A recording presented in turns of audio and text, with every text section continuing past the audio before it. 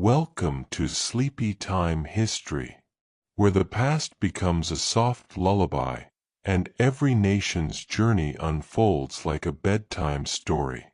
Tonight, we drift gently across the Atlantic Ocean, to the vibrant land of Brazil, a place where jungles breathe ancient secrets, where rivers twist like stories passed down through generations, and where the rhythm of samba echoes the heartbeat of a people who have endured, resisted, and dreamed.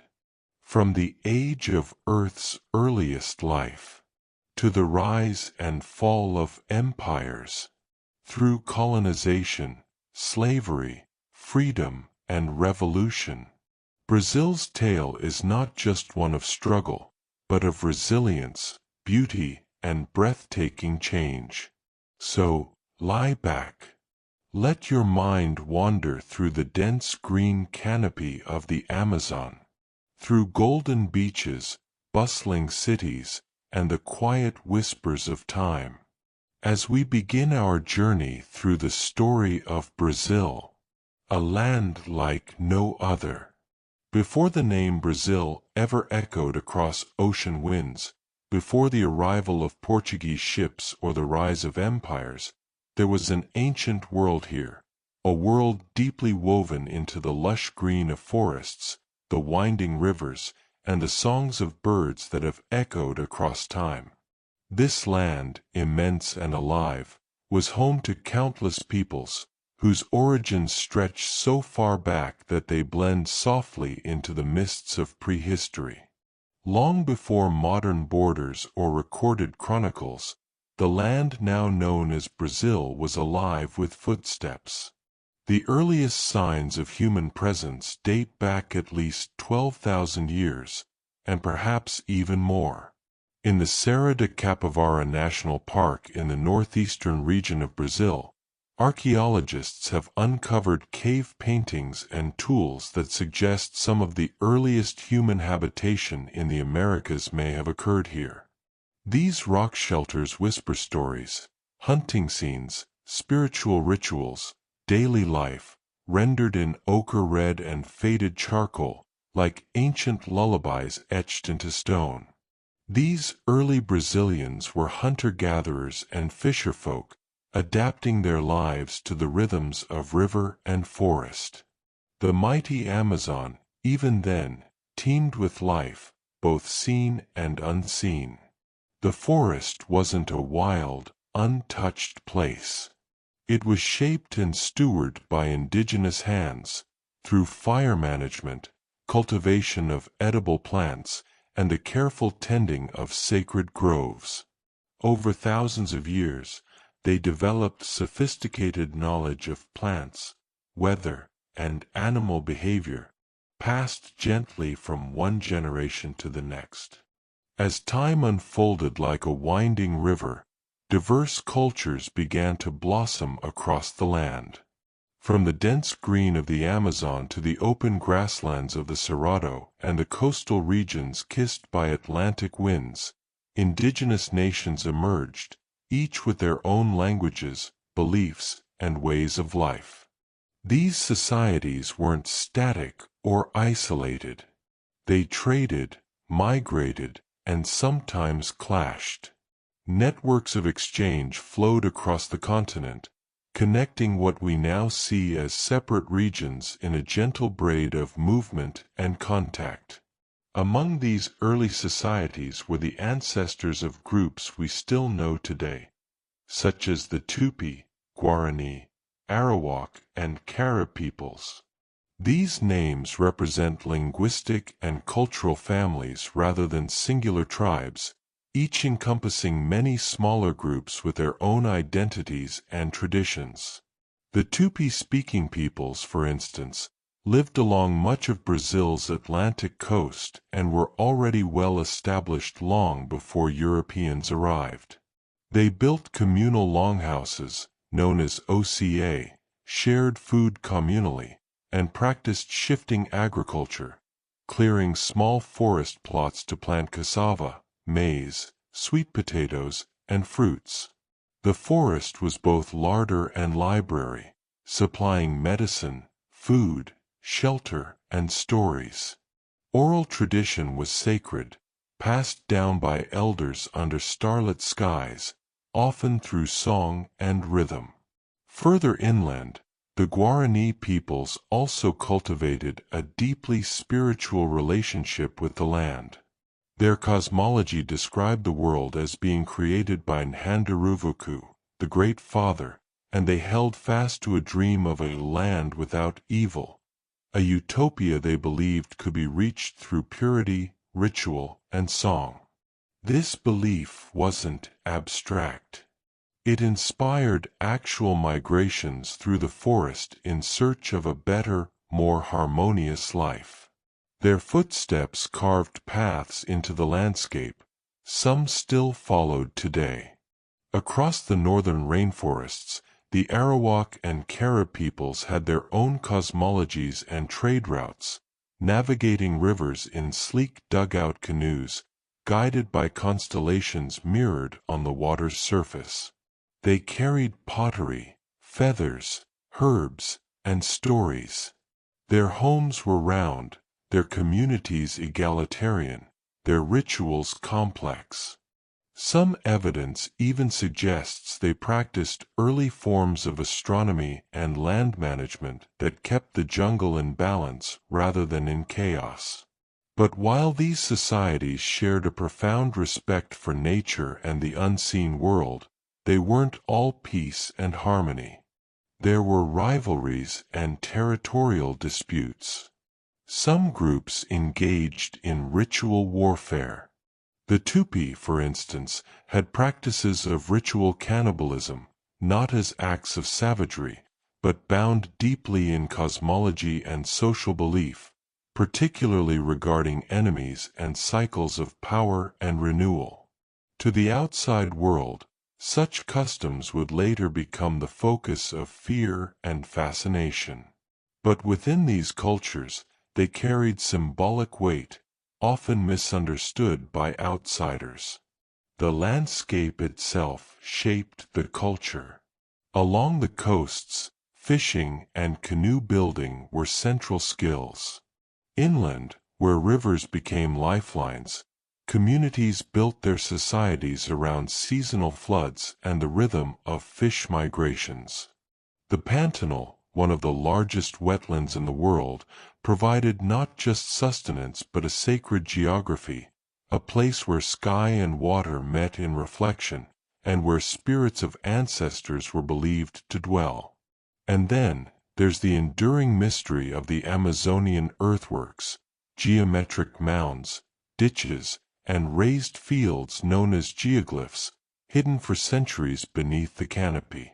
Only in recent decades have scientists begun to realize the scale of these constructions, revealing a sophisticated pre-Columbian civilization in the Amazon basin that may have supported hundreds of thousands of people.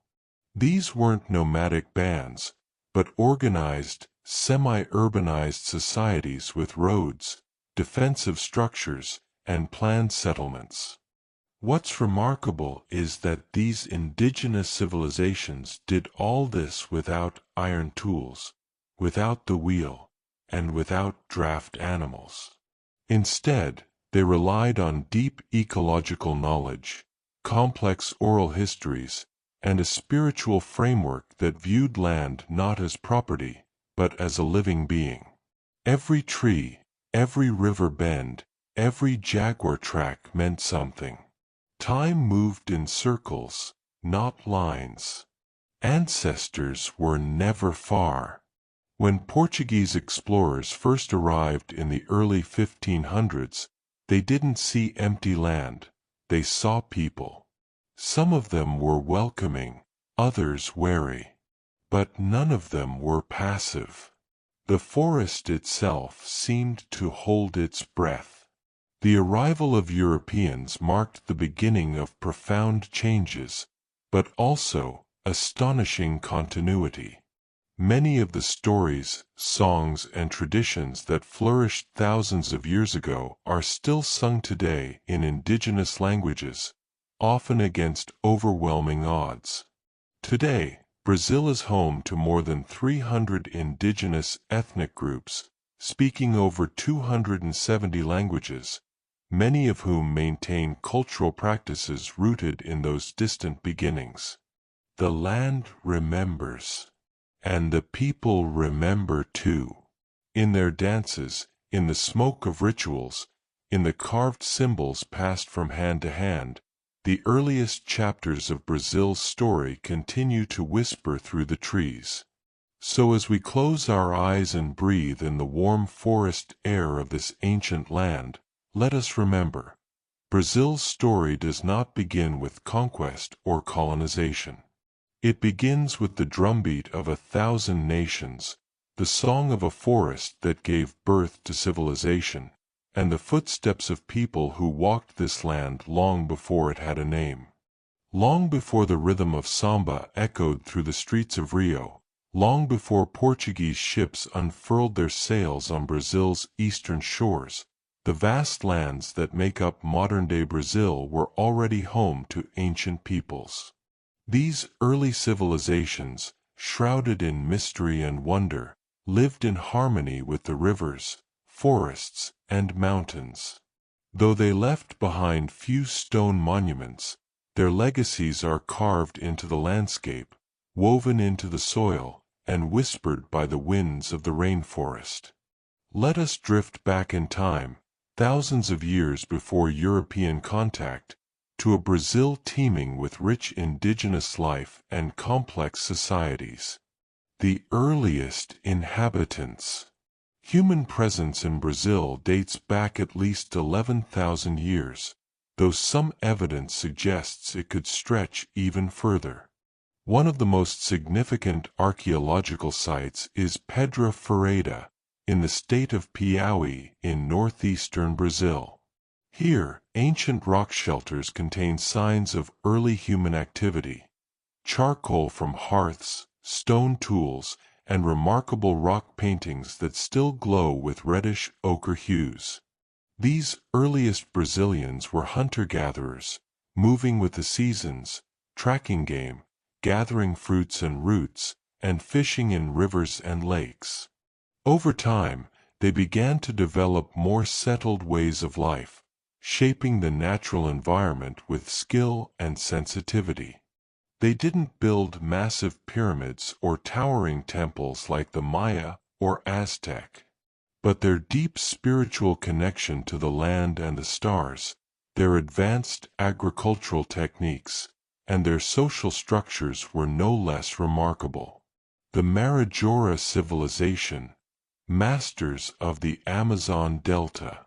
High up in the Amazon River Delta, on the island of Marajo, archaeologists uncovered the remains of one of South America's most advanced pre-Columbian societies, the Marajora culture. This civilization thrived from around 400 CE to 1400 CE, and they did so in the heart of one of the world's most challenging environments, the flood-prone wetlands of northern Brazil. To survive and thrive in this landscape, the Marajora engineered an intricate system of mound building. These earthen platforms rose above the floodwaters and supported entire villages. Some mounds were reserved for homes, others served ceremonial or burial purposes. The planning and labor required for these projects reveal a highly organized society, capable of coordinating large-scale communal efforts. Their pottery was among the finest in the Americas, delicately carved and richly painted with geometric and symbolic motifs. Many ceramics featured stylized human and animal figures, revealing glimpses of their mythology, rituals, and daily life. Burial sites hint at social hierarchies, with elites buried alongside intricate grave goods. Women played a significant role, and some were laid to rest with symbols of authority, suggesting gender balance in leadership and spiritual life. The Tupi and Guarani peoples. Language and legacy. By the time Portuguese explorers arrived in the early 1500s, Brazil was a mosaic of diverse indigenous groups, each with its own language, customs, and ways of life. Among the most widespread were the Tupi and Guarani peoples. The Tupi lived primarily along Brazil's Atlantic coast, from the Amazon basin to what is now southern São Paulo. They practiced slash-and-burn agriculture, grew crops like cassava, sweet potatoes, peanuts, and maize, and supplemented their diets with hunting and fishing. Villages were often built near rivers, composed of long communal houses called molocas, which housed entire extended families. Their society placed a strong emphasis on oral tradition, passing down myths, histories, and spiritual knowledge through stories and song. Shamans, known as pais, held important positions as healers and intermediaries between the earthly and spirit worlds. The Guarani, who lived more in the south, near today's Paraguay, Argentina, and southern Brazil, shared many similarities with the Tupi but placed even greater spiritual significance on the land and afterlife. To the Guarani, the earth was sacred, and the forest was a divine gift.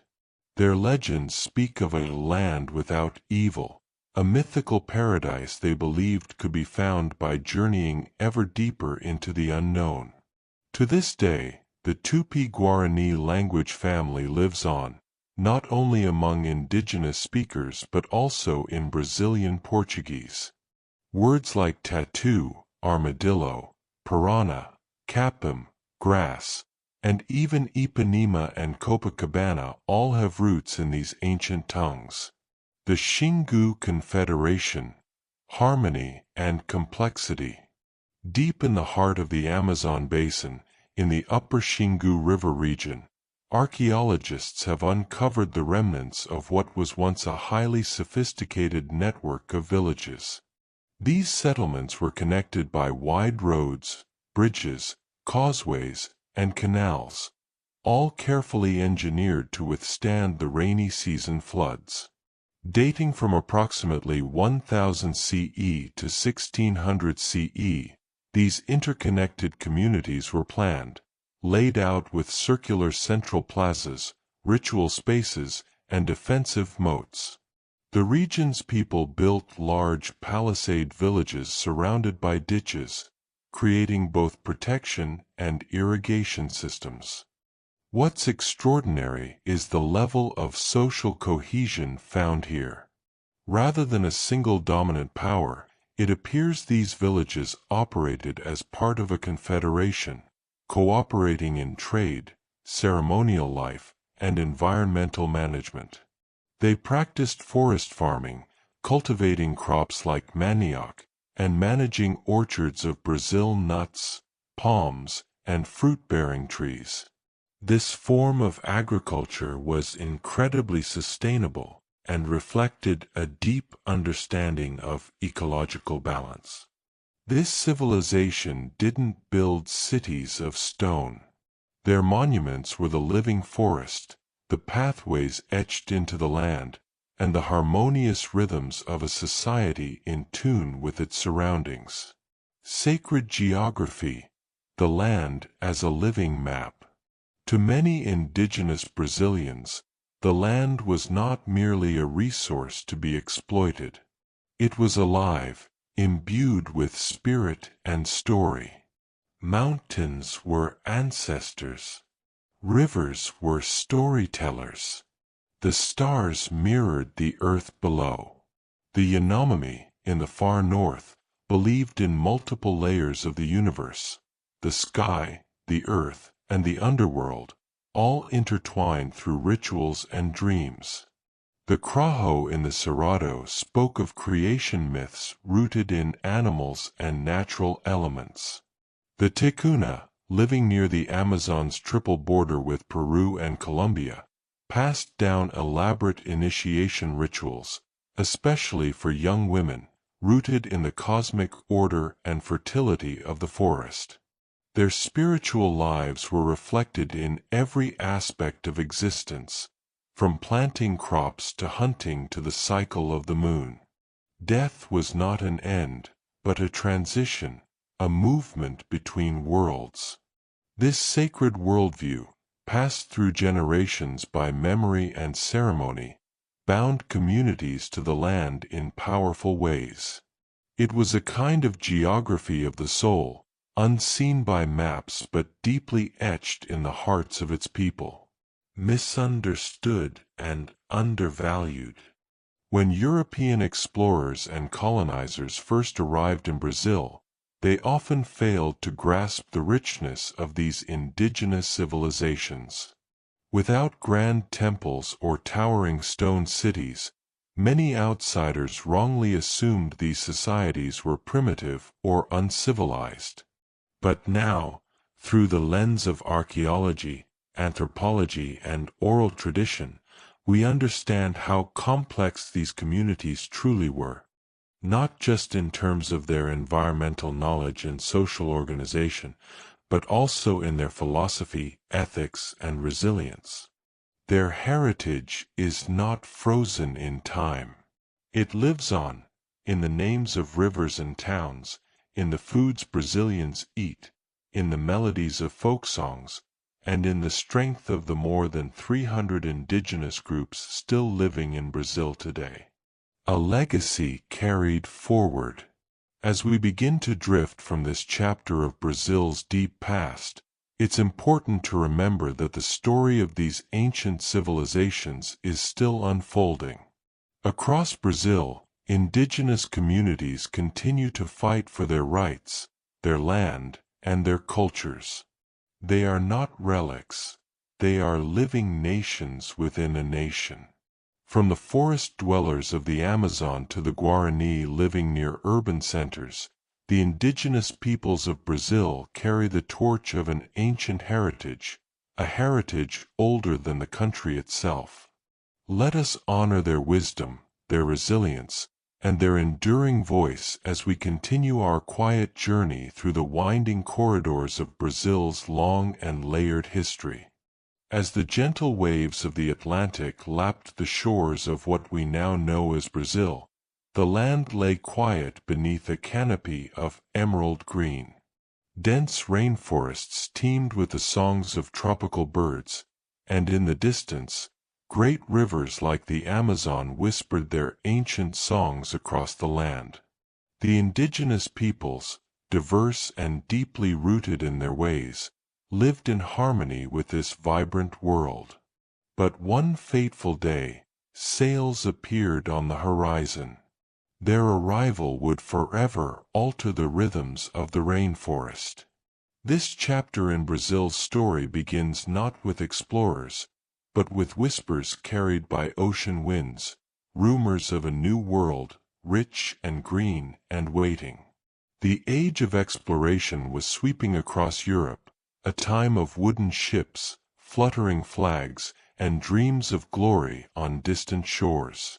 It was April 22, 1500, when Portuguese navigator Pedro Álvares Cabral made landfall on Brazil's northeastern coast, near present-day Porto Seguro. Although not the first European to glimpse South America, Cabral was the one who claimed Brazil for the Portuguese crown.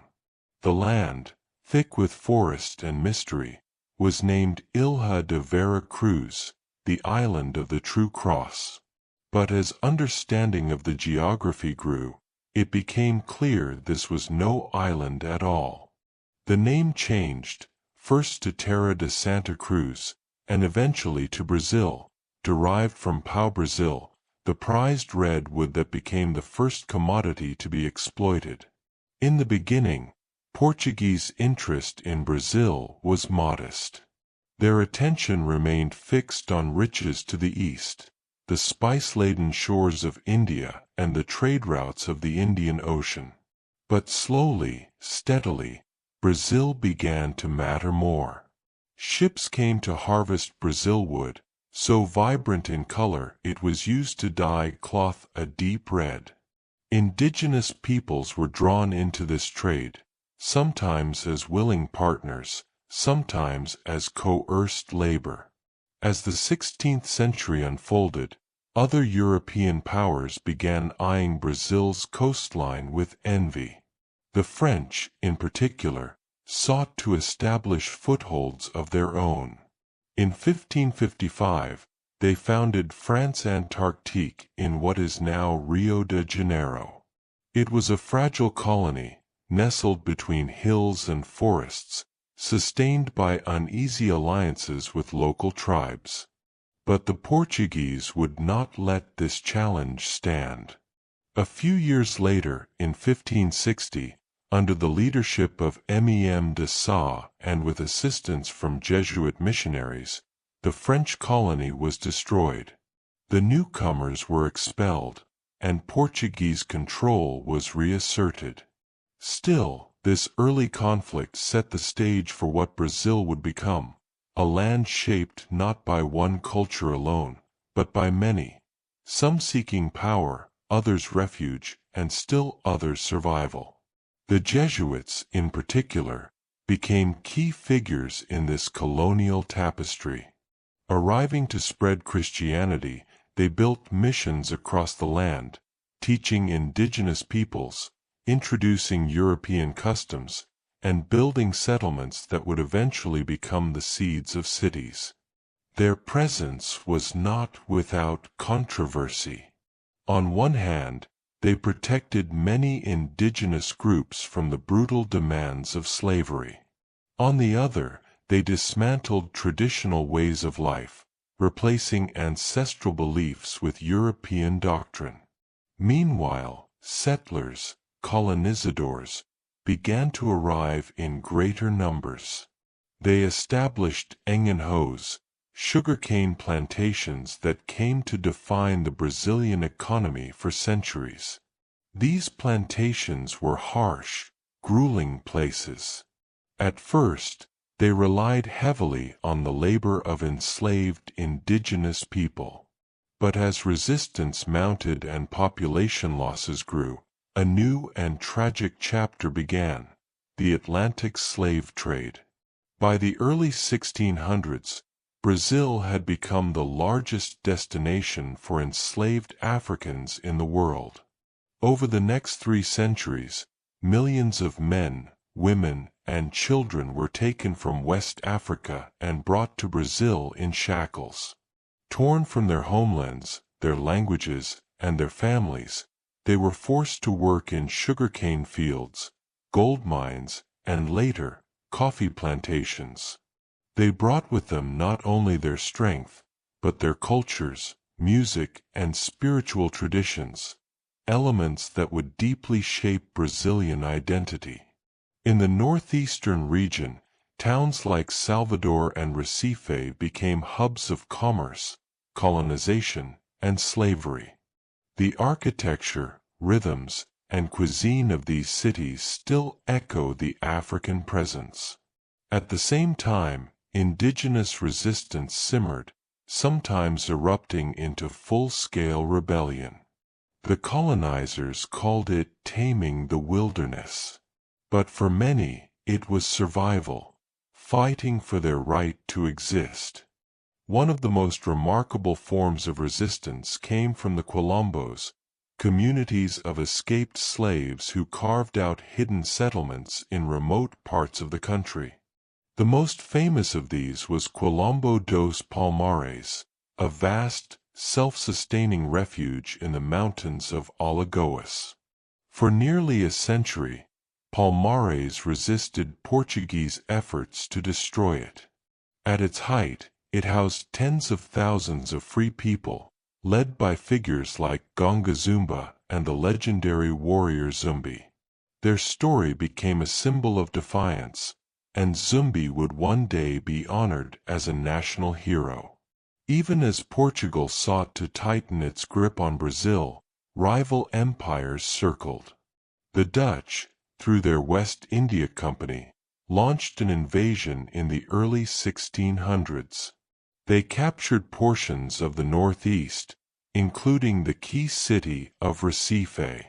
Under the leadership of Johann Moritz of Nassau, the Dutch brought a period of relative religious tolerance, urban planning, and scientific exploration. Artists and naturalists documented Brazil's unique landscapes and wildlife in vivid detail. But conflict was never far behind. Portuguese settlers and indigenous allies, driven by nationalism and religious zeal, launched campaigns to retake the land. After nearly 25 years of struggle, the Dutch were finally expelled in 1654. The Portuguese had won, but at great cost. The war had scarred the land and deepened the divisions between colonizer and colonized. As Brazil grew in economic importance, so too did the presence of the crown. In 1763, the colonial capital was moved from Salvador to Rio de Janeiro, reflecting the growing influence of the South. New gold mines were discovered in Minas Gerais, fueling both the economy and envy back in Europe. Yet beneath the surface, tensions smoldered. The colony's wealth flowed outward, to Lisbon and beyond, while poverty remained entrenched. A growing class of Brazilian-born Portuguese, the criollos, began to chafe under foreign rule. Ideas of independence, inspired by the American and French revolutions, began to drift across the Atlantic. But those sparks had not yet caught flame. The 17th and 18th centuries were a time of consolidation, of shaping Brazil into a colony rich with resources, brutally enforced labor systems, and deep cultural blending. The indigenous peoples, though diminished in number, remained. African culture, though born in bondage, blossomed into music, food, and faith that defied the chains. The Portuguese, though rulers, could not help but be changed by the land itself. Brazil was becoming something unique, something not quite European, not quite African, not fully indigenous, but a mixture of all three. This fusion, born of pain, resistance, and resilience, would become its heartbeat. As the sun set on the colonial era, Brazil stood at a crossroads. The winds of change were beginning to stir. The world beyond was shifting, and soon, the echoes of empire would give way to cries for independence. But those are stories for another segment. As the warm Atlantic winds carried whispers of change across Brazil's vast and varied landscapes, a new era slowly unfurled, one marked by royalty, reform, and the growing pulse of independence. This was the time of the Brazilian Empire, a chapter as opulent as it was turbulent, shaped by the long shadows of European monarchies and the flickering light of autonomy. To truly understand Brazil's imperial period, we must first return to the early 1800s, when the world outside its borders was in great upheaval. In Europe, Napoleon Bonaparte was marching across the continent, reshaping alliances and toppling thrones. Portugal, Brazil's colonial ruler, found itself in his path. And in a moment of unprecedented desperation, the Portuguese court did something no European power had done before. They fled across the sea, seeking refuge in their largest colony, Brazil. In 1808, the royal court of Portugal arrived in Rio de Janeiro. Carriages rolled through muddy streets. Nobles stepped onto unfamiliar soil. And the city transformed almost overnight. For the first time, a European monarchy ruled not from Europe, but from the Americas. King Dom João VI established his government in Brazil, bringing with him not only aristocrats and officials, but also scholars, books, and new ideas. Institutions like the Royal Library, and the botanical gardens sprang to life. Ports were opened to international trade. Streets were widened, and theaters built. The colony bloomed under royal influence, and Rio de Janeiro, once a peripheral colonial outpost, became the heart of a transatlantic empire. But this royal relocation also planted seeds of profound transformation. The presence of the monarchy elevated Brazil's status. No longer just a colony, it was now the seat of the Portuguese Empire. And with this newfound prominence came an unspoken question: could Brazil one day rule itself? When Napoleon was finally defeated, and Europe returned to a fragile normal, King João was summoned back to Portugal. In 1821, he sailed home, leaving behind his son, Prince Dom Pedro, as regent. The tides of independence were rising, not just in Brazil but across Latin America. From Mexico to Argentina, colonies were breaking away. Brazil was next. Dom Pedro, though born of royalty, had grown up on Brazilian soil. He rode horses through the highlands, spoke fluent Portuguese with a local accent, and felt deeply connected to the land and its people. When the Portuguese Parliament demanded his return to Lisbon and the reduction of Brazil's autonomy, Pedro refused. On the morning of September 7, 1822, while traveling along the banks of the Ipiranga River, Dom Pedro famously tore the Portuguese emblem from his uniform and declared, "Independencia ou morte." Independence or death. With that cry, Brazil's empire was born. Not through revolution, but through a royal decree. Pedro was crowned Emperor Dom Pedro I of Brazil. A nation, vast and varied, had taken its first steps as an independent monarchy.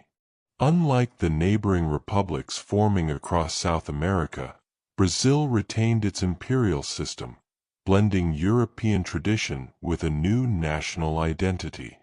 But the empire was not without its tensions. Dom Pedro I, though loved by some, struggled to reconcile his autocratic tendencies with the growing desire for democratic representation. He clashed with political factions, faced military revolts, and watched as provinces demanded more control. In 1831, weary and embattled, he abdicated the throne in favor of his young son, Pedro II, who was just 5 years old at the time. What followed was a regency period, a decade of uncertainty where Brazil's regions vied for influence, and revolts broke out from north to south. In Bahia, in Pernambuco, in the southern lands of Rio Grande do Sul, Brazil trembled with the hopes and grievances of its people. Then, in 1840, at the age of just 14, Pedro II was declared of age and assumed the throne. What could have been a moment of instability became, instead, the beginning of Brazil's golden imperial age. Pedro II was no ordinary monarch. He was a scholar, a poet, a linguist fluent in several languages, and a ruler deeply committed to his people. He traveled widely through his kingdom, listened intently to his advisors, and cultivated a court that embraced science, literature, and education. Under his reign, Brazil modernized. Telegraph lines stretched across the countryside. Railways connected distant provinces. Coffee exports soared, replacing sugar as the nation's economic backbone. Immigration was encouraged, and waves of Italians, Germans, and Japanese arrived to start new lives, adding fresh threads to Brazil's cultural tapestry.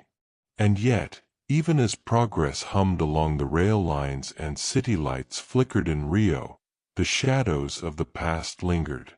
Slavery, the brutal legacy of centuries of exploitation, remained. By the mid-1800s, pressure to abolish slavery mounted from all sides: foreign governments, local abolitionists, and the enslaved themselves. The Atlantic slave trade had been banned, but slavery within Brazil's borders endured, with millions still forced into lives of unimaginable hardship. Pedro, too, though personally opposed to slavery, moved cautiously. Emancipation would disrupt the powerful plantation elites who sustained the economy. But the movement could not be contained. In 1871, the law of the free womb was passed, declaring that children born to enslaved mothers would be free. In 1885, the sexagenarian law freed slaves over the age of 60. And finally, in 1888, Princess Isabel, Pedro II's daughter and acting regent, signed the Lei Aurea, or Golden Law, abolishing slavery completely. Brazil was the last country in the Western world to do so. The abolition of slavery was a moral victory, but it destabilized the empire. Plantation owners felt betrayed. The monarchy lost one of its key pillars of support.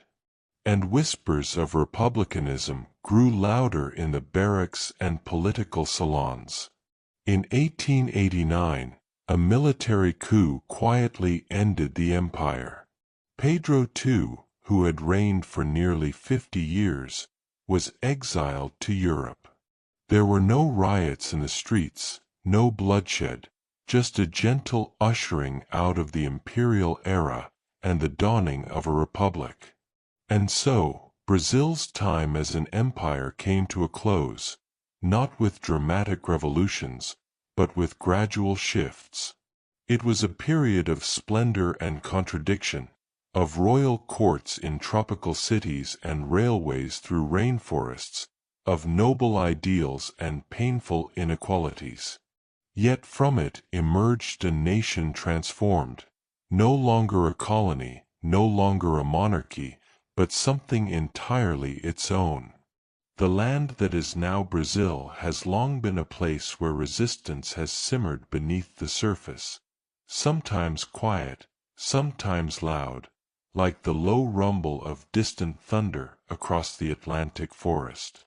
From the first clash of indigenous peoples against Portuguese invaders to the cries of enslaved Africans yearning for freedom, Brazil's history is etched with brave acts of defiance. In this calm, moonlit chapter of our journey, let's drift through some of the most poignant struggles and rebellions that shaped the soul of Brazil. The story begins with the indigenous peoples, the original caretakers of this vast land. When the Portuguese arrived in 1500, more than 2,000 distinct indigenous tribes lived across what is now Brazil, each with its own culture, language, and relationship with the land. These groups did not simply fade into the background of colonial life, they resisted. From the coastal Tupi to the forest-dwelling Yanomami, many indigenous communities fought valiantly to protect their territories and ways of life. One of the earliest organized indigenous uprisings was the Confederação dos Tamoios, or the Tamoio Confederation.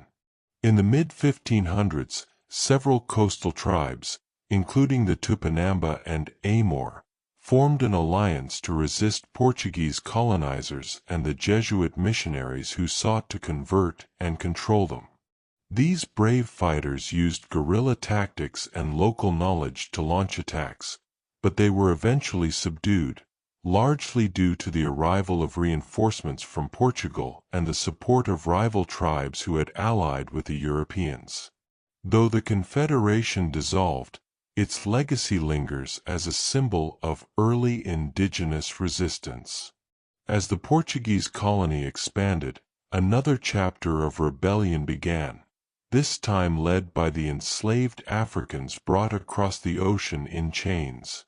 Brazil would become the largest importer of enslaved Africans in the world, with an estimated 4.9 million people taken from their homelands and forced into brutal labor on sugar plantations, in mines, and later on coffee estates. But these souls were not passive.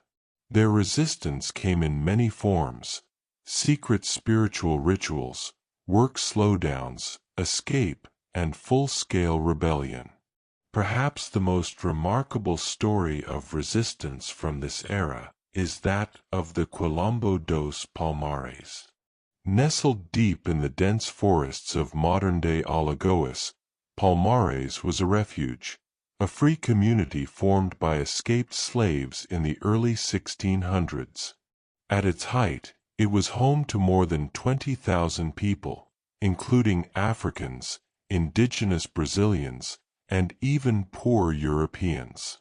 For nearly a century, Palmares stood as a beacon of freedom in a sea of oppression, governed by its own rules and defended by skilled warriors. Its most famous leader was Zumbi dos Palmares, a young warrior born in freedom in Palmares who was later captured and enslaved. He escaped and returned to his homeland, where he rose to lead the community in resisting Portuguese attacks. Zumbi became a symbol of black resistance and is still honored today, especially on Brazil's Black Consciousness Day, celebrated every November 20th, the date of his death in 1695, when he was betrayed and killed. Another extraordinary moment of resistance came in the late 18th century, during the Inconfidência Mineira, or Mineiro conspiracy. Inspired by the Enlightenment and the American Revolution, a group of Brazilian intellectuals, soldiers, and poets in the gold-rich region of Minas Gerais plotted to declare independence from Portuguese rule. They were tired of heavy taxation and colonial exploitation. At the center of this movement was Joaquim José de Silva Xavier, known by his nickname, Tiradentes, meaning tooth puller, a nod to his side job as a dentist. The conspiracy was discovered before it could be acted upon, and Tiradentes was arrested, tried, and executed in 1792. His death was made a public spectacle, his body dismembered and displayed across Brazil as a warning. Yet far from silencing the spirit of rebellion, Tiradentes became a national hero. Today, he is remembered as a martyr of Brazilian independence, his face immortalized in statues, stamps, and even currency. Moving into the 19th century, Brazil would witness even more uprisings, some regional, others national. The early decades of the 1800s were marked by the Cabana Gem in the Amazon, the Baleada in Maranhão, and the Farroupilha Revolution in the south. These revolts had varied motivations. Some were sparked by poverty, others by racial tensions or political disputes. But all shared a common thread: people rising up against systems they believed were unjust. Take, for example, the Cabana Gem. From 1835 to 1840, this revolt in the northern province of Grão-Pará saw indigenous people, Afro-Brazilians, and poor mestizos seize control of the provincial capital of Belém.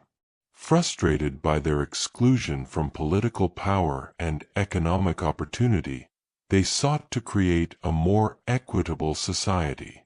For a brief moment, it seemed they had succeeded.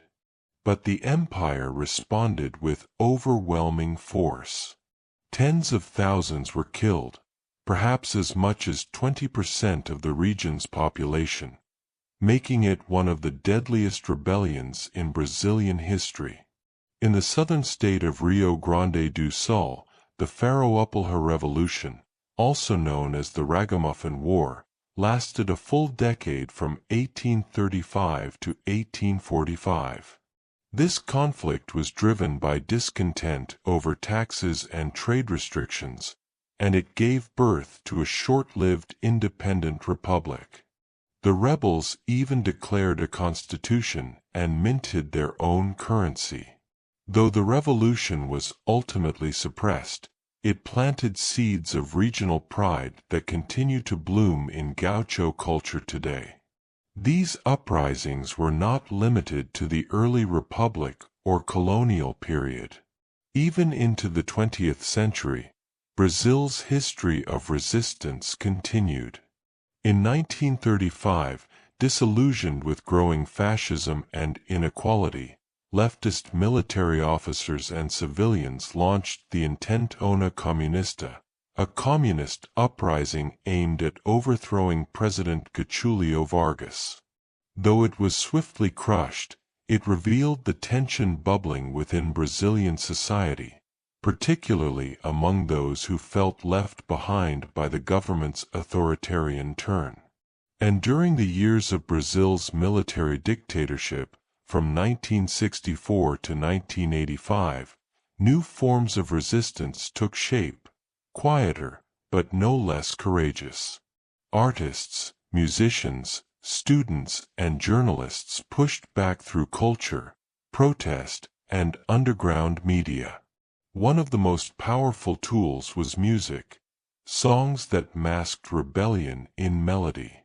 The Tropicalia movement, led by artists like Caetano Veloso and Gilberto Gil, used poetic lyrics and avant-garde sounds to critique the regime without drawing immediate censorship.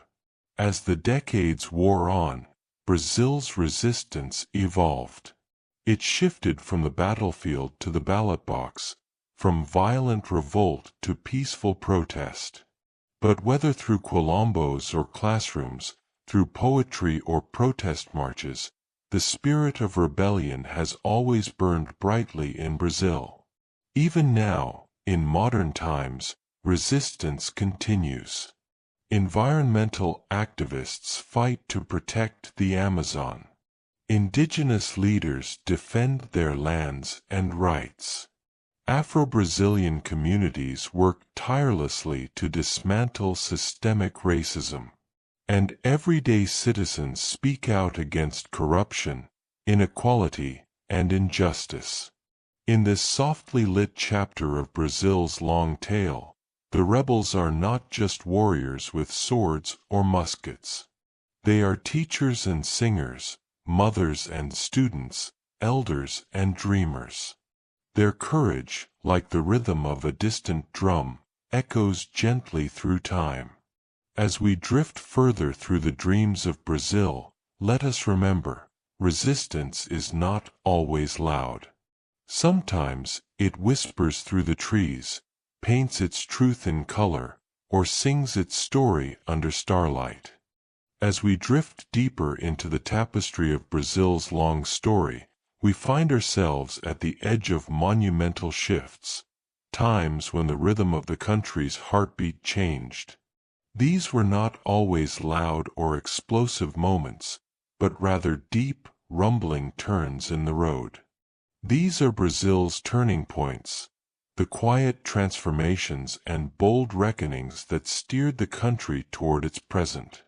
Let us begin in the early 1800s, a time when the winds of European war reached even the warm shores of Brazil. In 1807, Napoleon's armies swept through the Iberian Peninsula, forcing the Portuguese royal family to flee across the Atlantic. They set sail for Brazil, bringing with them the heart of an empire. And just like that, Rio de Janeiro was transformed from a colonial outpost into the seat of the Portuguese Empire. This moment marked a dramatic shift. Brazil was no longer just a colony. It was the center of power for a kingdom. Ports opened to foreign trade, schools and libraries were founded, and the tone of society began to change. The royal court's presence ignited a flicker of national identity in Brazilians, a subtle realization that perhaps they were more than a distant possession. Then came 1822, and with it, the first great pivot in Brazil's political story. Dom Pedro, the son of Portugal's king, stood on the banks of the Ipiranga River and declared independence. "Independencia ou morte," he cried, and with that, Brazil became an empire of its own. The transition was unusually smooth. No great war, no violent break. Instead, Brazil slipped into sovereignty like a river changing its course, quiet, but irreversible. The decades that followed saw great change, especially under the long rule of Dom Pedro II, Brazil's second emperor. He was deeply respected, scholarly, and progressive for his time. Under his watch, Brazil slowly moved toward modernity. Railroads appeared, telegraphs buzzed with messages, and universities grew. Yet one shadow remained: slavery. By the late 19th century, the global tide had turned firmly against the enslavement of human beings. Brazil, however, clung to this cruel institution longer than most nations. The turning point came through the actions of brave abolitionists, growing pressure from abroad, and a slow shift in the national conscience. In 1888, Princess Isabel signed the Lei Aurea, the Golden Law, which formally abolished slavery in Brazil. The law was short and simple, just 2 sentences long, but its impact echoed across the land. Yet with freedom came new struggles. Millions of formerly enslaved Brazilians were now free, but they were left without land, resources, or support. The country had changed, but it was not yet transformed. The following year, in 1889, Brazil experienced another pivotal moment. The monarchy was overthrown, and a republic was declared. This change, led by military officers, came not with revolution but through a carefully managed transition. Dom Pedro II, beloved though he was, quietly boarded a ship into exile. And so, the imperial dream faded into the sea. As the 20th century began, Brazil was finding its voice. The coffee industry boomed, cities grew taller and louder, and political movements stirred. But it was the military coup of 1964 that delivered one of the darkest and most definitive turning points. The coup was swift, replacing a democratically elected government with a military dictatorship that would rule for over 2 decades. Civil liberties were crushed, opposition voices were silenced, and many lives were lost in the shadows of censorship and control. For a time, Brazil lived in fear, its people walking quietly through the days, careful of what they said and to whom they said it. But even under repression, hope persisted. Slowly, the tide turned again. Artists, students, and everyday citizens began to resist through songs, poems, protests, and quiet defiance. The people's longing for freedom simmered beneath the surface, waiting patiently for its hour. That hour came in the 1980s, as Brazil entered a new era of democratization. A new constitution was drafted in 1988, often called the Citizen Constitution, for it sought to restore dignity and rights to every person in the land. Brazil was free once more, not from foreign kings or emperors, but from the silence of dictatorship. Among the most profound recent turning points came in 2003, when Luiz Inácio Lula da Silva, known simply as Lula, was elected president. His journey from a poor laborer to the highest office in the country inspired millions. His administration focused on reducing poverty, expanding social programs, and lifting the voices of those long unheard. For a time, Brazil seemed to shine brightly on the world stage, hosting the World Cup in 2014 and the Olympic Games in 2016. Yet just beneath the celebration, deep cracks remained. Corruption scandals, political infighting, and economic downturns began to shadow the progress made. The Operation Car Wash investigation uncovered a vast network of bribery and corruption that reached the highest levels of government and business. Leaders fell. Trust was shaken. And so, Brazil found itself at another crossroad, questioning its institutions and yearning for leaders who could mend the breaches in society. This, too, is a turning point, not marked by revolution or war, but by the internal reckoning of a nation trying to heal. Through every pivot, every fall and rise, Brazil has shown an immense capacity for resilience. Its people, diverse in heritage and united by spirit, have learned to endure, to adapt, and to dream anew. As we pause here in the story, we can feel the echoes of each transformation. From empire to republic, from bondage to freedom, from silence to speech, Brazil's turning points have not just reshaped its history, but have continually redefined what it means to be Brazilian. As the sun sets behind the green hills and winding rivers of Brazil, a soft breeze carries with it the echoes of countless voices. These are not the grand proclamations of emperors or the booming speeches of presidents.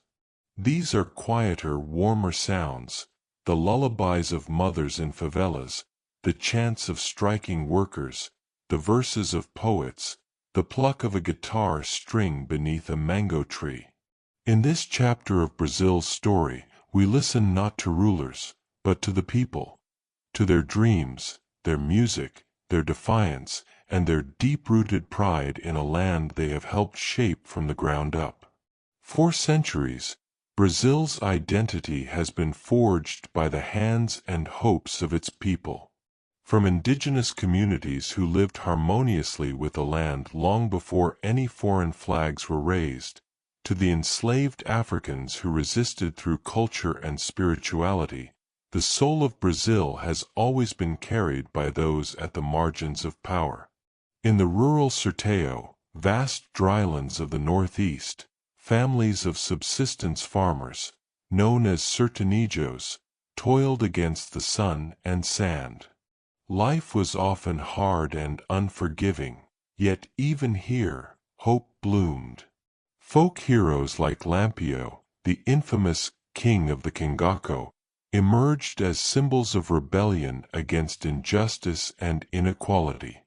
While seen by some as a bandit, to many he was a figure of resistance, a Robin Hood who stood up to corrupt landowners and the harshness of a forgotten countryside. Meanwhile, in the booming cities, waves of migration transformed the rhythm of Brazilian life. Italian, German, Japanese, Lebanese, and Syrian immigrants all found new homes in Brazil, each adding their own flavor to the nation's cultural melting pot.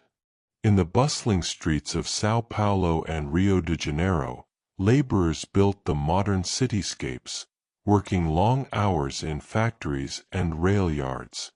It was here that the labor movement began to grow, as workers demanded dignity, fair pay, and recognition. Their strikes and solidarity planted the seeds of a more just society, even as they were often met with resistance and repression.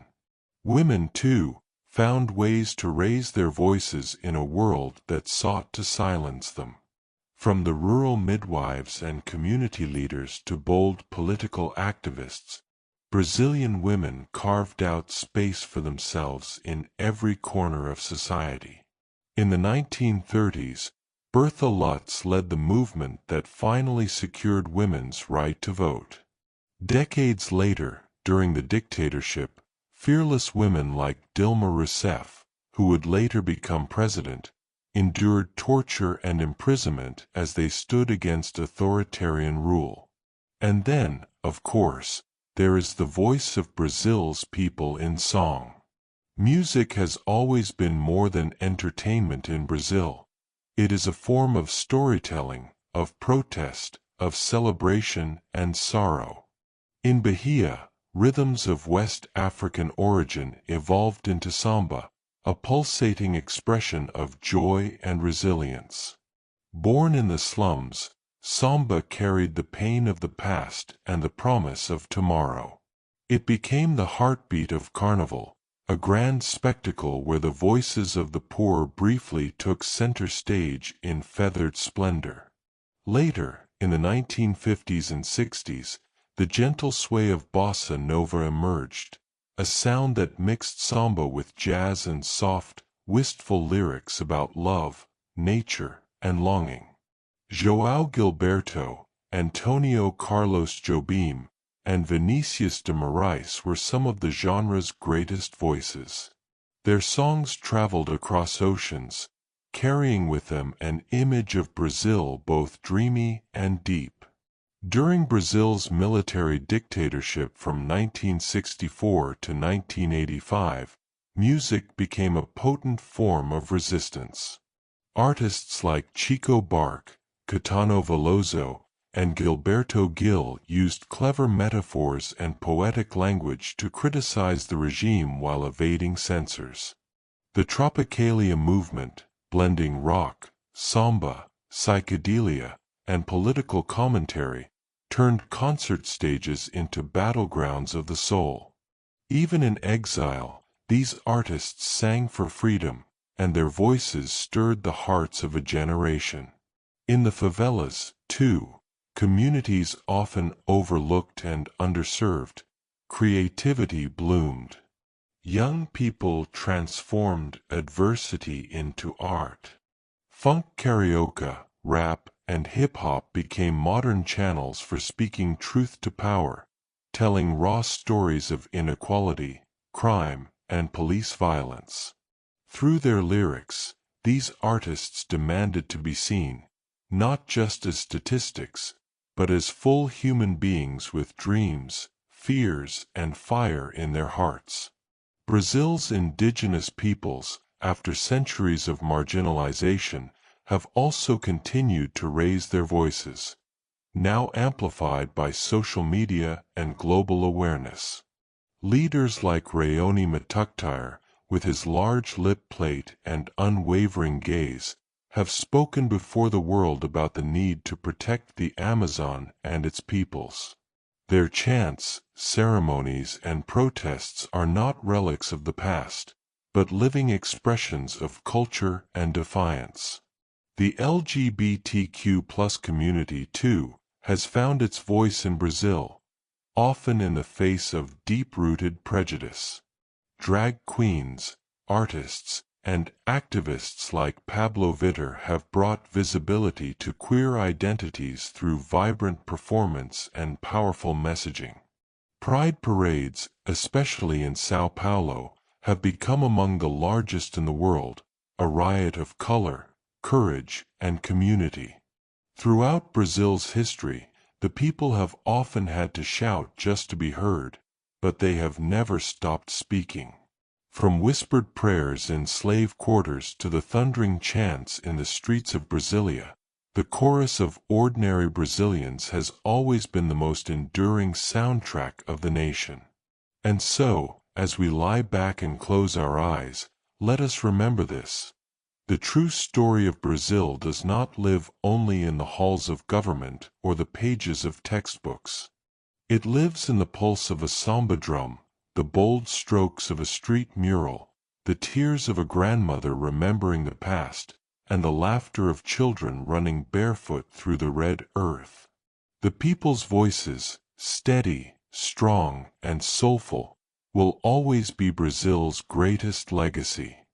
As the golden light of the 21st century filtered through Brazil's vast skies, the nation stood tall, vibrant and proud, yet quietly grappling with growing pains. Brazil had emerged from a long, winding road of empires, revolutions, and reimaginings. Now, in the new millennium, it faced the slow and steady challenges of building a fairer, more just society for all its people. At first glance, Brazil sparkled. It was the face of South America's future, blessed with natural wealth, teeming with culture, and home to some of the most diverse ecosystems on the planet. From the high rises of Sao Paulo to the rhythms of Salvador's streets, the country was alive with energy.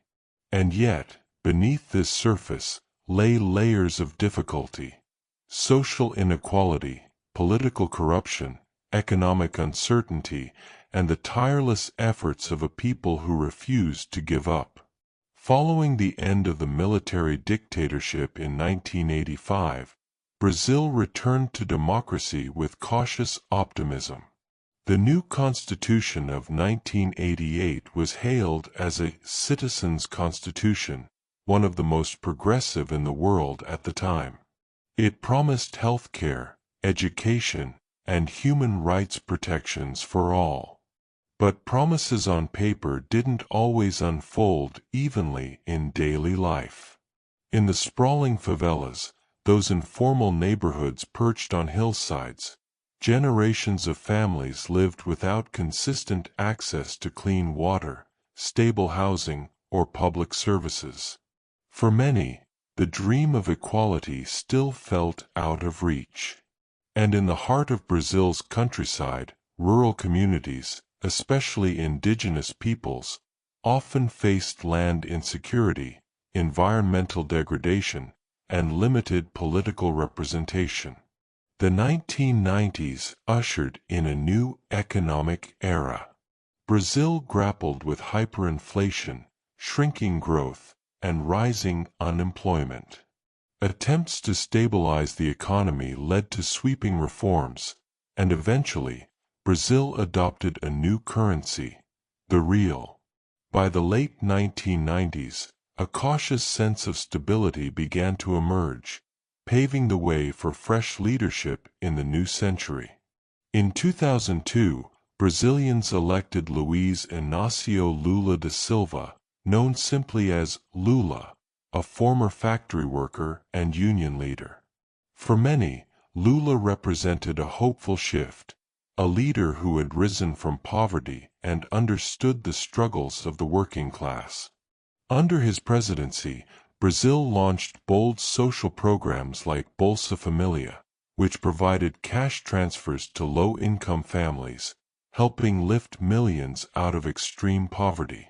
For a time, Brazil seemed to be turning a corner. International markets took notice. The economy grew, exports surged, and Brazil even won the right to host both the 2014 FIFA World Cup and the 2016 Summer Olympics. Pride swelled in the hearts of many. The world watched as Brazil emerged as a rising power. But underneath this moment of global acclaim, pressure was mounting. The costs of mega events strained public budgets. In many cities, protesters filled the streets, demanding better health care, education, and transportation, rather than lavish spending on stadiums. "We want FIFA-quality schools," read one sign, a simple message that echoed a deeper truth. And then, the clouds began to gather. A sweeping corruption scandal known as Operation Car Wash, or Lava Jato, sent shockwaves through the nation. It revealed a vast web of bribery, embezzlement, and political collusion involving some of Brazil's largest companies and most powerful leaders. The scandal not only destabilized the political landscape, it shattered public trust. Lula's successor, Dilma Rousseff, Brazil's first female president, was impeached in 2016 amid political turmoil. The reasons were complex, technically based on fiscal maneuvers, but the deeper causes lay in a divided nation, still reeling from scandal and hardship.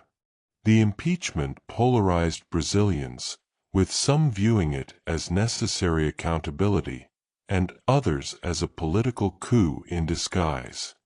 The years that followed were marked by uncertainty.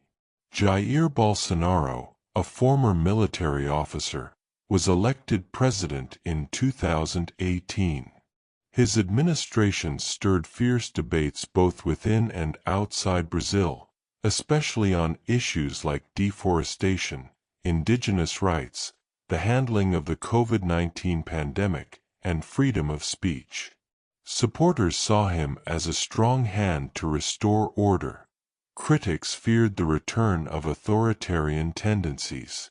And then, once again, in a striking twist of Brazil's democratic resilience, Lula returned, winning the presidency in 2022 in a dramatic and tightly contested election. The country stood at a crossroads once more, torn between divergent visions for its future, but still firmly rooted in its democratic process. Throughout these ups and downs, one constant remained: the will of the Brazilian people. From youth movements in Recife to land rights activists in the Amazon, from teachers marching in Porto Alegre to indigenous women leading protests in Brasilia, Brazil's citizens have not remained silent. Their voices echo through the nation's streets, airwaves, and classrooms, demanding a more inclusive, equitable tomorrow. Environmental struggle, too, has taken center stage in recent decades. The Amazon rainforest, often called the lungs of the earth, has been under threat from logging, mining, illegal land grabs, and agricultural expansion. Brazil finds itself in a difficult balancing act, managing economic growth while protecting the environment that sustains not just its own people, but the planet itself. Indigenous communities, many of whom have protected the rainforest for centuries, have found themselves once again on the front lines, defending their land, their heritage, and the fragile ecosystems around them. The fight for environmental justice has become entwined with the fight for human rights. And still, amid all these struggles, Brazil dances. The arts continue to thrive. Music, whether samba, bossa nova, or funk karaoke, pours from every corner. Literature, film, and visual arts flourish, offering powerful critiques and hopeful visions.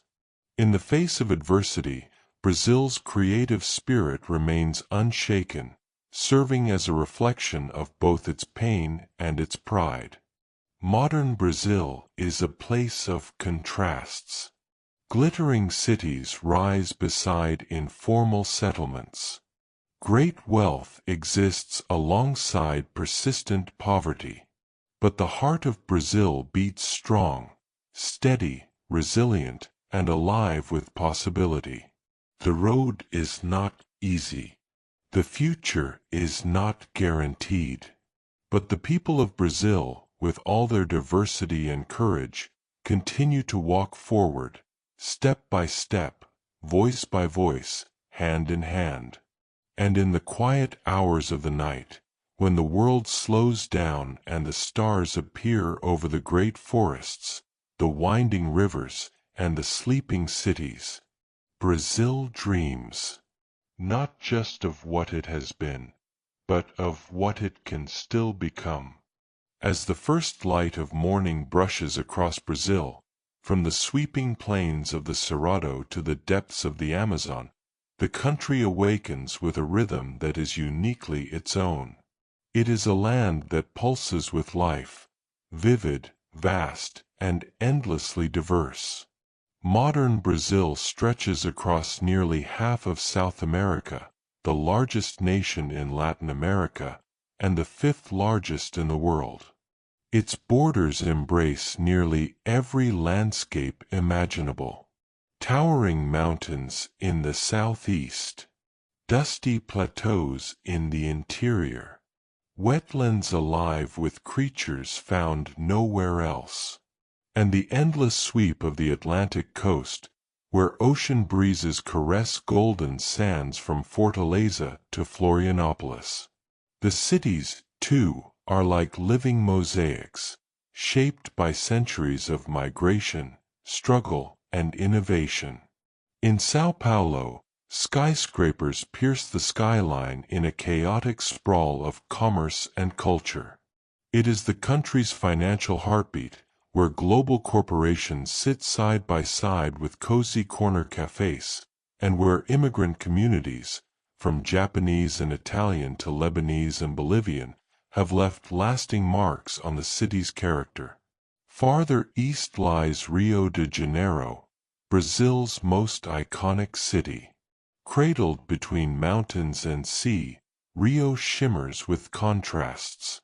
Christ the Redeemer watches from atop Corcovado, arms outstretched over the city's shimmering bay. Below, the rhythms of samba echo through Lapa's streets, and the hillsides come alive with the pastel-colored homes of favelas. Rio is beauty and complexity, joy and resilience, celebration and contradiction. In the northeast, the sun-soaked state of Bahia tells another story. Here, African heritage takes center stage in the cuisine, the music, and the religion.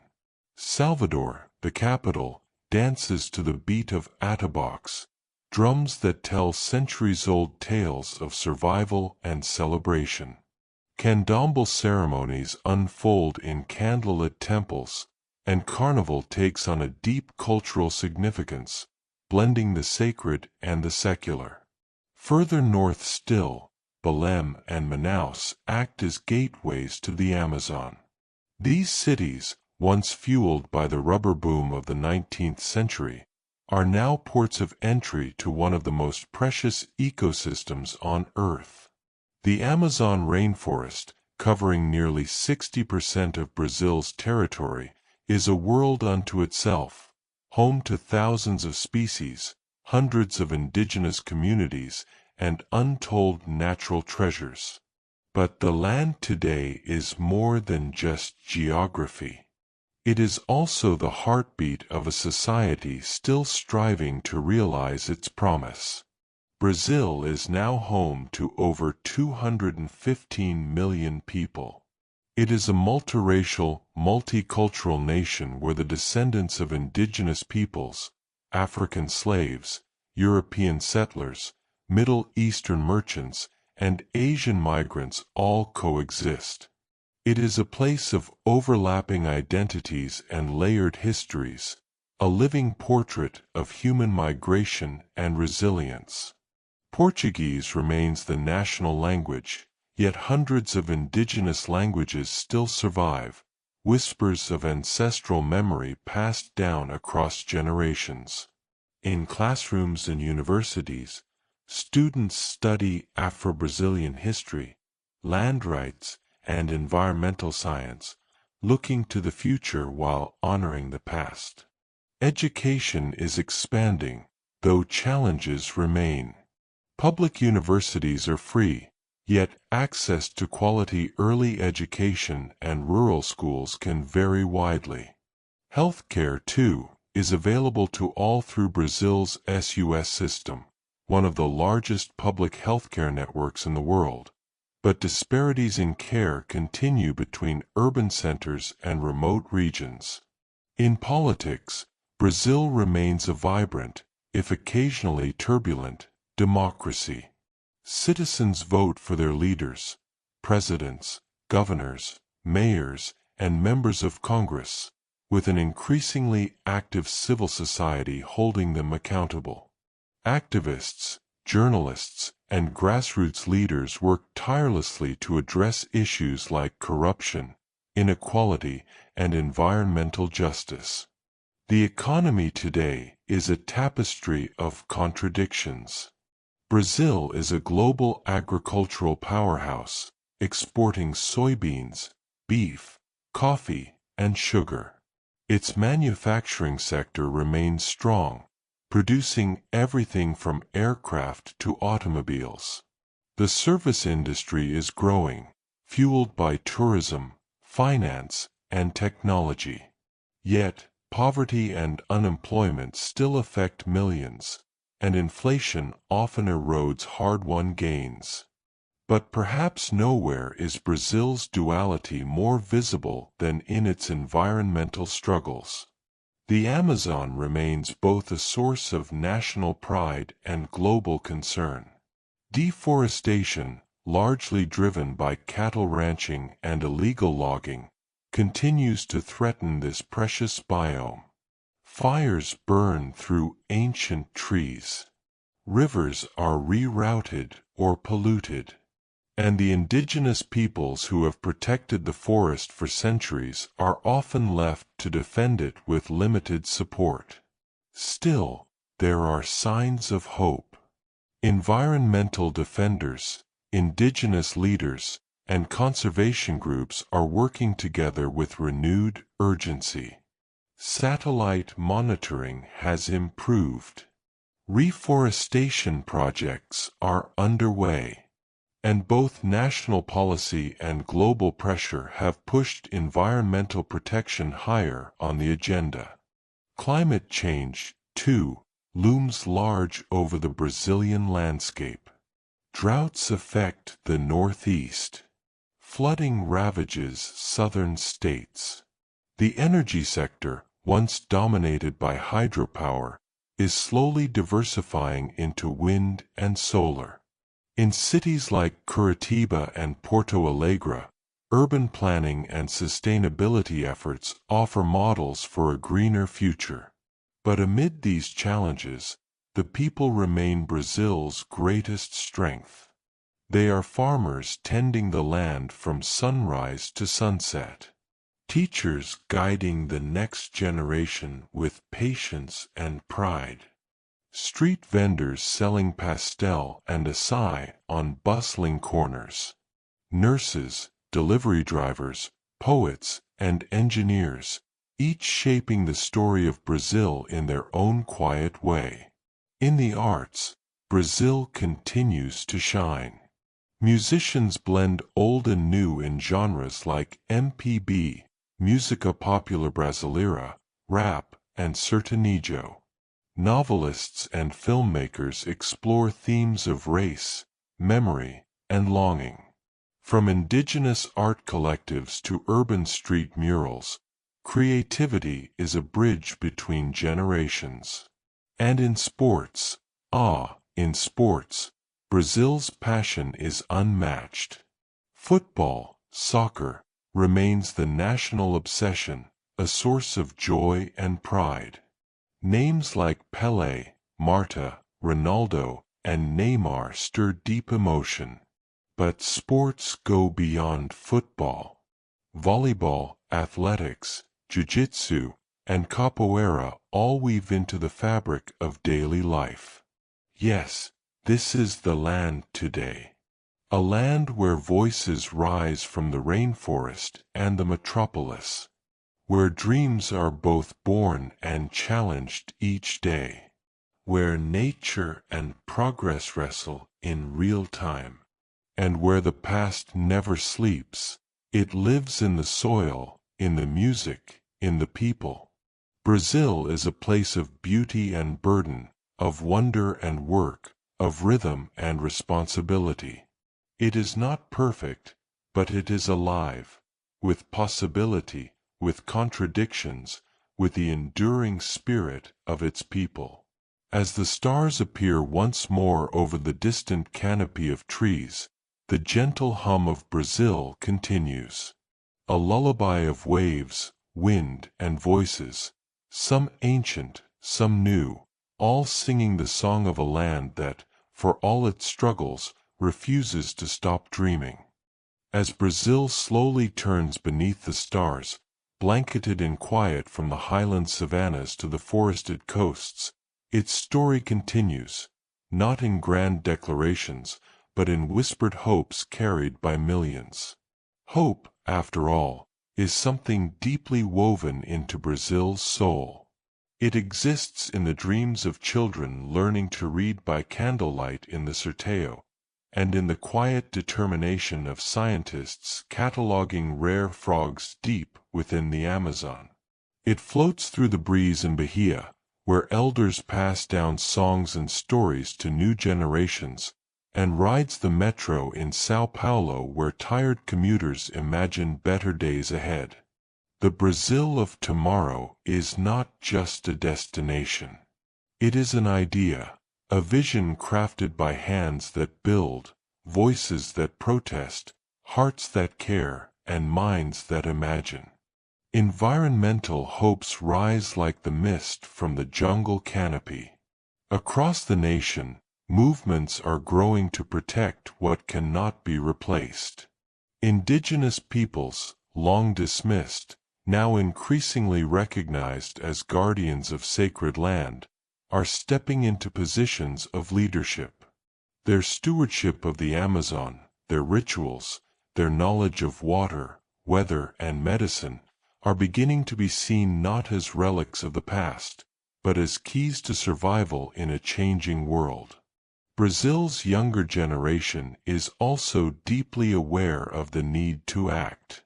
In schools and universities, students rally for reforestation, clean water, and renewable energy. Solar farms expand in the Northeast. Wind turbines turn steadily along the coast. And scientists are developing climate-resilient agriculture to feed the future without destroying the present. Yet, even more than the land, the people remain Brazil's greatest source of hope. Social hopes take many forms. In bustling favelas, local leaders turn crime-ridden alleyways into music schools and community kitchens. Mothers organize health brigades.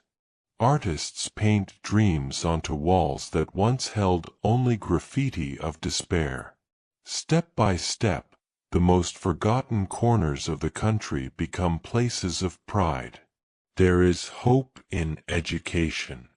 Enrollment is rising. Literacy is improving. In classrooms from the Amazon basin to Rio Grande do Sul, new conversations are happening about race, gender, heritage, and healing. Students are being taught not just what Brazil has been, but what it might become. Healthcare, too, is evolving. Brazil's public health system, the Sistema Único de Saúde (SUS), still faces many hurdles, but it remains a cornerstone of national unity. It treated millions during the COVID-19 pandemic. It provides vaccines to children. It reaches out to remote villages by boat, by plane, by foot, carried by health workers who believe everyone matters. And in the world of politics, though mistrust still lingers, there is a renewed call for honesty. Civil society is awake and active. Independent journalists investigate wrongdoing. Courts rule on behalf of transparency. Whistleblowers, activists, and everyday citizens are shaping the narrative, holding power to account. The future of Brazil's democracy may still be uncertain, but its people are more engaged than ever.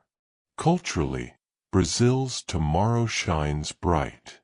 Artists push boundaries in every medium: film, photography, literature, dance. Afro-Brazilian pride flourishes. Indigenous voices reach global audiences. LGBTQ+ movements demand visibility and dignity. Museums, festivals, and archives preserve history even as they challenge it. The Brazil of tomorrow is not one story, it is many, overlapping, interwoven like the fibers of a woven hammock. In the realm of technology and innovation, new ideas bloom every day. Startups thrive in tech hubs like Campinas and Recife. Brazilian scientists contribute to medicine, biotechnology, and environmental science. Agricultural engineers design crops that resist drought. Space scientists launch satellites to monitor illegal mining. Brazil may still face connectivity gaps, but the ambition to leap forward is real. Economically, the road is more difficult. Inflation, inequality, and bureaucracy weigh heavily on progress. Yet there is innovation in the cracks. Cooperative farming, community banks, digital marketplaces, and green jobs are slowly taking root. Brazil is learning how to grow not just wealth, but well-being. And so, what does hope truly look like for Brazil? It looks like a solar-powered schoolhouse beside a dirt road in Minas Gerais. It sounds like a Guarani prayer whispered before planting seeds. It tastes like feijoada shared by neighbors after a hard day's work. It moves like a child dancing samba in her grandmother's kitchen. It feels like a forest not yet burned, a vote cast, a wound healed. It is, perhaps, something small and quiet, yet utterly unshakable. Hope does not erase the wounds of slavery, colonization, or corruption. It does not deny the hardship of today, but it does offer a map, a compass, a song to sing when the path grows dim. As the final notes of this story fade into the night, Brazil remains, a nation still becoming. From the shores of the Pantanal to the peaks of Serra da Mantiqueira, from the steel mills of Minas to the music halls of Recife, from the beating heart of Brasilia to the sacred roots of the forest floor, this land sings. It sings of sorrow and strength, of rivers that bend but do not break, of people who fall and rise and fall again, always reaching upward. It sings to the stars, to the ancestors, to the unborn. And so we close our eyes now, not with worry, but with wonder. For Brazil, in all its complexity, has never stopped dreaming. And neither shall we. Boa noite, Brazil. Boa noite, dreamer. The story continues when the sun returns.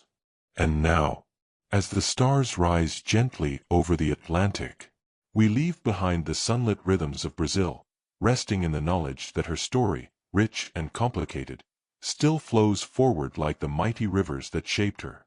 From ancient forest dwellers to modern city dreamers, from emperors and rebels to poets and farmers, from sorrow to celebration, Brazil's past has become a lullaby of courage, color, and deep-rooted hope.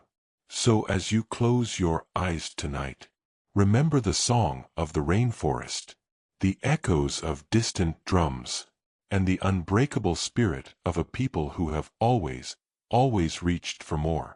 Boa noite, good night, dreamer, and thank you for joining us on Sleepy Time History.